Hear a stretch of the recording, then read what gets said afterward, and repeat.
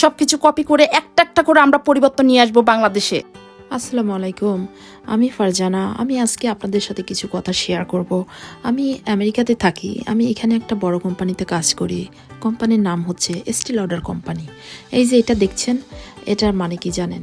এটা হচ্ছে take action form.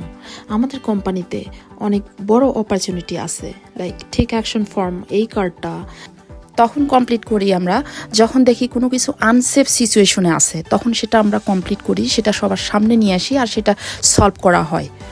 এটা আমাদের মেইন যে জবটা, সেটার পাশাপাশি সাইট একটা অপশন। আর সেটা আমি দীর্ঘ 1 বছর যাবত এটার উপর কাজ করেছি। এটা ছিল একটা সেফটির পার্ট অফ দ্য অংশ। তারা আমার উপর খুবই প্রাউড যে আমি কোম্পানির সেফটির উপর কাজ করেছি। লাইক 1 বছরে আমি সর্বোচ্চ হাইস্ট নাম্বার কার্ডটা সাবমিট করেছি। এই জন্য তারা আমাকে অ্যাওয়ার্ড প্রদান করেছে। কোম্পানিতে 300 জনেরও বেশি লোক কাজ করে ডে শিফটে। অ্যান্ড আমি বাংলাদেশি একটা মেয়ে, আমি তাদের মধ্যে আমি প্রথম স্থান দখল করেছি, আমি অ্যাওয়ার্ড পেয়েছি। সো আমি যদি বাংলাদেশি একটা মেয়ে হয়ে আমি কোনো কিছু রং দেখেছি, কোনো কিছু ঠিক করতে হবে, তার উপর আমি অ্যাকশন নিয়েছি, আমি টেক অ্যাকশন কার্ড কমপ্লিট করেছি, আমি যদি এটা পারি। সত্য বলতে বাংলাদেশে মেয়েদের তুলনায় ছেলেদেরকে বেশি মূল্যায়ন দেওয়া হয়। সো আমি সেই অমূল্যায়ন একটা মেয়ে, আমি যদি এটা পেতে পারি, আমি যদি এটা পারি, তো একটা ছেলে যে মূল্যায়ন পায় সে কেন পারবে না? তাহলে তারা থাকতে বাংলাদেশে এত দুর্নীতি হচ্ছে কেন, এত প্রবলেম হইতেছে কেন? আমরা কেন সেটাকে টেক অ্যাকশন নিতেছি না? আমরা কেন সেটার স্পিক আপ করতেছি না? আমরা বইয়ে কি পড়েছি? We the people, for the people, by the people. আমরা জনগণ, জনগণের জন্য, জনগণের দ্বারা। এটা আমরা যে বইয়ে পড়েছি সেটা কি বৃথা যাবে? আমরা জনগণ, আমাদের নিজের প্রবলেম যদি নিজে ঠিক না করি, এটা কেউ ঠিক করবে না। কোনো বিএমপি, আওয়ামী লীগ, জামায়াত কেউ ঠিক করবে না, কেউ পারবে না এটা। বিকজ আমরা জনগণ এটা ম্যাচড আপ করতেছি, আমাদের জনগণের এটা ঠিক করতে হবে। এনিথিং দেখলে সেটা স্পিক আপ করতে হবে।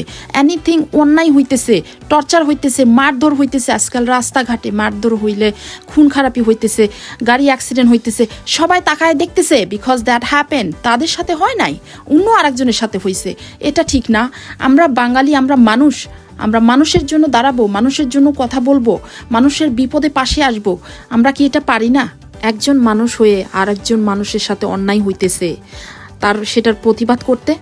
ভেবে দেখুন, বাংলাদেশে অনেক জনগণ কারোর সামনে যদি অন্যায় করে আর সেটার যদি প্রতিবাদ করে, তাহলে কিন্তু অন্যায়টা হবে না।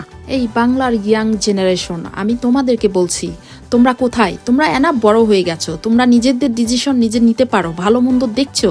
তোমরা আর টাইম ওয়েস্ট করো না। তোমরা নিজেদের ভিতরে ঘুমিয়ে থাকা মানুষটাকে জাগাও। এনিথিং প্রবলেম, এনিথিং, কাউকে মারছে, কাউকে চুর ডাকাতি করছে, ছিনতাই করছে, স্পিক আপ করো। একজন স্পিক আপ করলে আরেকজন করবে। সবাই তাদের বিপদে পাশে দাঁড়াও। একজন আরেকজনকে এরকম হেল্প করলে দেখবা একদিন দেশের জনগণ দাঁড়ায় গেছে। একটা চোখের সামনে কোনো অন্যায় হইতে পারবে না। আজকে আমেরিকাতে একটা লাইন হয়ে দাঁড়ানো, সারিবদ্ধ হয়ে দাঁড়ানো, এটা যদি কেউ ক্রস করে আগে যায়, তাহলে ওইখানে কিন্তু প্রেসিডেন্ট এসে সে বলে না যে এই তুমি কেন লাইন ক্রস করেছো। ওখানে জনগণ ঠিক করে, জনগণ স্পিক আপ করে। সো আমরা মানুষ হব কবে? আমাদের নিজেদের প্রবলেম নিজেদের ঠিক করতে হবে, আমাদের নিজেদের স্পিক আপ করতে হবে। আমরা যতক্ষণ না নিজে চেঞ্জ হব, দেশের উন্নতি সম্ভব নয়। নিজেদের ভিতরের মনুষ্যত্বকে জাগাইতে হবে, নিজেদের একে অপরকে পাশে সহযোগিতা করতে হবে। নিজের জন্য না হোক, অন্ততপক্ষে আল্লাহ তাআলা সৃষ্টি করেছে, আমাদের আল্লাহ তাআলার জন্য এটা করা উচিত। আল্লাহ প্রতিটা ভালো কাজের জন্য সওয়াব দান করিবে। আই নো এটা আমাদের নিজেদের কাজ নয়, কিন্তু আমরা নিজেদেরকে যতক্ষণ না চেঞ্জ করব, কোনোদিনও এটা চেঞ্জ সম্ভব না। আমরা মারা যাওয়ার আগে চিন্তা করি আমার বাচ্চাদের জন্য টাকা পয়সা, সোনাদানা, একটু সম্পদ রেখে যায় যাতে তারা ভালো থাকে। কোথায় ভালো থাকা? কিসের ভালো থাকা? তাদের টাকা পয়সা থাকলে যে ভালো থাকবে, দের নো গ্যারান্টি। বাংলাদেশকে চেঞ্জ হইতে হবে, বাংলাদেশের নিয়ম কানুন ব্যবস্থা সবকিছু চেঞ্জ হইতে হবে। আমরা বিদেশের মাটিতে যারা পড়ে আছি, সবাই বাংলাদেশের জন্য আমরা কান্না করি। বাংলাদেশের একটা প্রবলেমে আমরা বিদেশ থেকে কিন্তু সাহায্য করতেছি। সো আমাদের এই চিন্তাটা আনতে হবে যে আমরা বাংলাদেশের জন্য কিছু করব, বাংলাদেশ একটা বেস্ট কান্ট্রি হিসেবে গড়ে তুলব। আমরা সবকিছু কপি করব, বাইরের দেশ থেকে সবকিছু কপি করে একটা একটা করে আমরা পরিবর্তন নিয়ে আসবো বাংলাদেশে।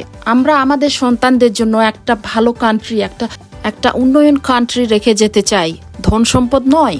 আর এটার জন্য আমাদের দাঁড়াইতেই হবে, আর এটা বাংলাদেশের ইয়াং জেনারেশনই করতে পারবে।